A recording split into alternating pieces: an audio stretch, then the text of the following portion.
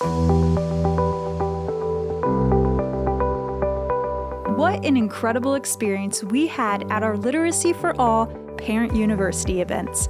Parents came together in North and South County to dive into expert-led workshops and hands-on activities that gave them the tools and strategies to support their child's literacy.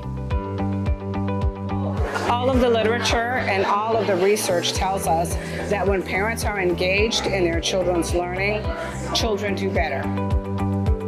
Parents left feeling empowered, equipped with expert advice and practical strategies to support their kids at home through every stage of life. Our sessions range from kindergarten through high school, and it works through that progression by age-appropriate learning strategies, age-appropriate progression check-ins, age-appropriate tools, and also explaining to our parents what they should be seeing in their child at a certain point in time in the year based on their age and grade. In addition to equipping parents with valuable literacy tools to support their child's success, essential resources and supplies were made available to families impacted by Hurricane Milton.